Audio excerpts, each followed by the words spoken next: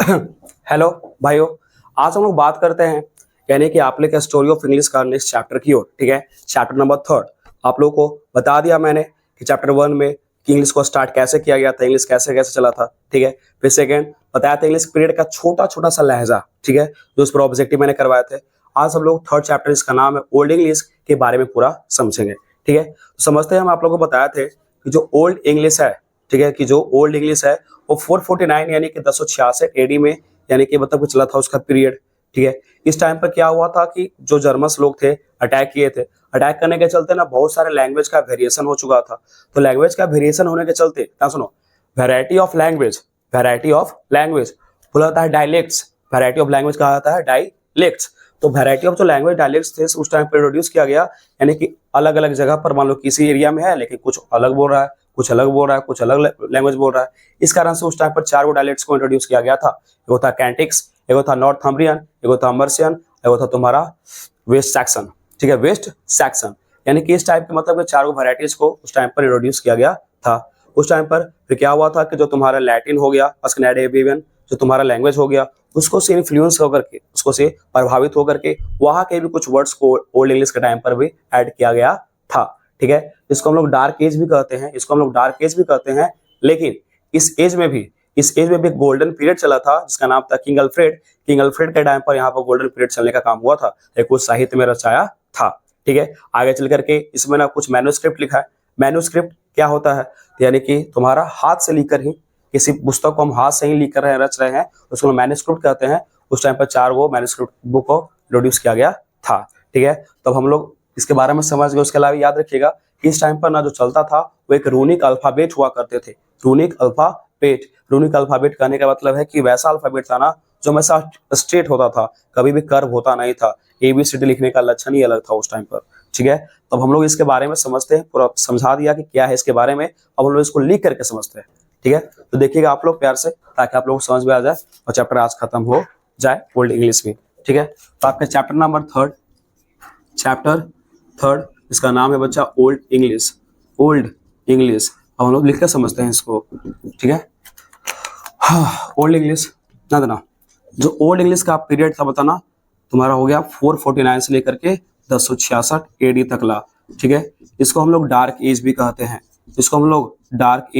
हैं, यहाँ तक कि इंग्लिश एज का ही चाइल्डहुड एज है। ठीक है, और बताया था कि इस टाइम पर ना मतलब कि 449 में अटैक करने का काम कौन किए थे, तो जर्मन्स लोग। 449 में कौन अटैक किया था, जर्मन्स लोग। ठीक है, उसके अलावा 1066 में, ध्यान देना, 1066 में इंग्लैंड पर अटैक करने का काम किए थे नॉर्मन्स लोग, नॉर्मन। ठीक है, नॉर्मन को हम लोग इंग्लिश में अति मतलब कि जानते हैं फ्रेंच से, लेकिन फ्रेंच के लोगों ने भी अटैक किया था 1066 AD में। ठीक है, तो ये तुम्हारा ओल्ड इंग्लिश का डार्क एज है, इसको हम लोग चाइल्डहुड एज के नाम से भी जानते हैं, क्या कि बच्चा था मतलब कि जन्म ले रहा था। ठीक है, लेकिन इस टाइम पर ना बहुत सारे वैरायटी ऑफ लैंग्वेज थे, यानी कि अब इधर से अटैक किया है नहीं, और नहीं तो 3 वो था बताया फर्स्ट चैप्टर में, उधर से भी अटैक किया है। तो वैरायटी ऑफ लैंग्वेज, यानी कि इस टाइम पर ना बहुत सारे हमको लैंग्वेज को देखने के लिए मिलता है। इसको वैरायटी ऑफ लैंग्वेज को हम लोग जानते हैं डायलेक्ट्स के नाम से। वैरायटी ऑफ लैंग्वेज को जानते हैं हम लोग डायलेक्ट्स के नाम से। और 4 थे, 4 में से पहला था कैंटिक्स, उसके बाद था तुम्हारा नॉर्थम्ब्रियन, तो तुम्हारा थर्ड था, उसका नाम था मर्सियन, तुम्हारा चौथा था, उसका नाम था आपका वेस्ट सैक्सन्स, यानी कि 4 को डायलेक्ट्स थे जो मतलब ना कि इस टाइम पर ओल्ड इंग्लिश के टाइम पर चल रहे थे। ध्यान देना 449 AD में जर्मन्स लोग अटैक किए, 3 को यानी खुद था ट्राइब, नॉर्मन्स लोग अटैक किया, इसको डार्क एज जो चाइल्डहुड में बोलते हैं, और तब अटैक किया, सबका अपना अलग अलग लैंग्वेज है, इस कारण से वैरायटी ऑफ लैंग्वेज यहाँ पर देखने को मिलता है। ठीक है, उसी वैरायटी ऑफ लैंग्वेज में 4 को थे, वो था कैंटिक्स, नॉर्थम्ब्रियन, वो मर्सियन, वो वेस्ट सैक्सन। ठीक है, उसके अलावा ये तो था ही, लेकिन ऐसा नहीं है कि हमेशा डार्क एज में रहा, इस मतलब कि ओल्ड इंग्लिश पीरियड के टाइम पर ही, ठीक ना, एगो थे किंग अल्फ्रेड, और किंग अल्फ्रेड के टाइम पर इसको हम लोग गोल्डन पीरियड के नाम से जानते हैं। किंग अल्फ्रेड के टाइम पर इसको गोल्डन पीरियड के नाम से जानते हैं, golden period of Old English age तो किंग अल्फ्रेड के समय ही था। ठीक है, उसके आगे चलो, उसके आगे आपको बताएं हम इन लोग क्या किया था कि इन्फ्लुएंस हुआ था, यानी कि इन्फ्लुएंस यानी कि इन्फ्लुएंस मतलब होता है प्रभावित होना। ठीक ना, तो लोग क्या हुआ था ना कि लैटिन लैंग्वेज एंड स्कैंडिनेवियन,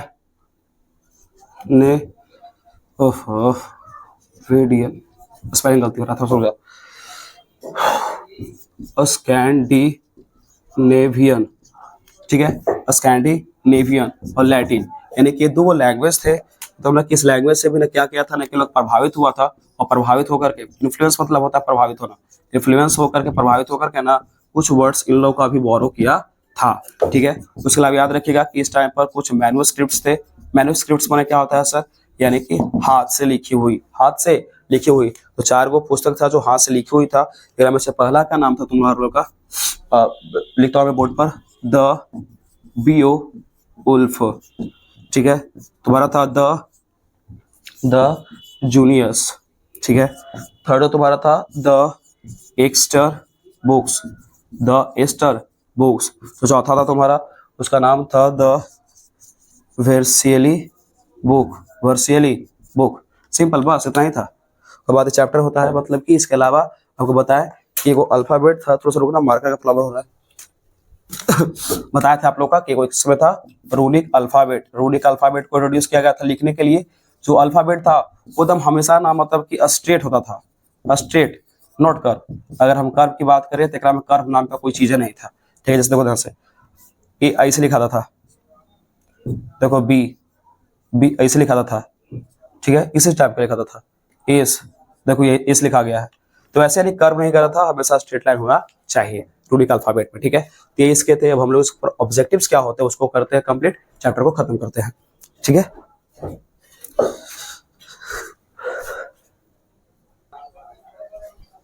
चलिए देखते हैं इसके ऑब्जेक्टिव को, ठीक है ना। जो समझाया हूँ उतना ही से जो क्वेश्चंस आते हैं, जो एग्जाम में पूछ चुके हैं, सारे एग्जाम में पूछे हुए क्वेश्चंस, ठीक है। बताइएगा किसका आंसर क्या होगा। पढ़ो, Norman conquest took place in, ठीक है। लेकिन नॉर्मन जो थे से विजय प्राप्त करके कब मतलब क्या थे, मतलब कब विजय प्राप्त किए थे, बताइए।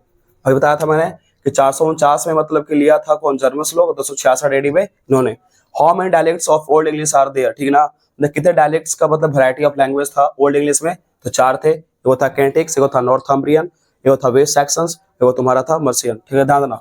Runic alphabet was the main feature of, runic alphabet किस टाइम का फीचर था, ओल्ड इंग्लिश के टाइम का, मिडिल इंग्लिश टाइम का, कि मॉडर्न इंग्लिश टाइम का। तो सर ओल्ड इंग्लिश के टाइम पर ये था, ठीक है, ओल्ड इंग्लिश, ओल्ड इंग्लिश। आगे देखो, नॉर्मन्स बिलोंग्स टू, नॉर्मन्स कहाँ के थे बच्चा, तो बताए थे कि फ्रांस के थे, इन लोग को फ्रांस के थे। आगे देखिए, the period of which king is a called golden period of English literature, English literature का गोल्डन पीरियड किस राजा के समय को कहा जाता है, तो अभी तुरंत बताया था तुम लोग को, किंग अल्फ्रेड, किंग अल्फ्रेड। अब बताओ, the two main major influences and Old English, मतलब कि कौन सा दो मतलब ना कि ओल्ड इंग्लिश है, तो कौन दो लैंग्वेज से मतलब कि प्रभावित हुआ था, तो वो लैटिन था, एगो स्कैंडिनेवियन, स्कैंडिनेवियन से प्रभावित हुआ था। आपका ओल्ड इंग्लिश खत्म होता है, ठीक है। अगर आपको उसका एक प्रॉपर नोट चाहिए होगा तो आप हमको व्हाट्सएप पर मैसेज कर सकते हैं, कमेंट सेक्शन में दिया होगा, ठीक है। मिलते हैं नेक्स्ट क्लास में, बाय।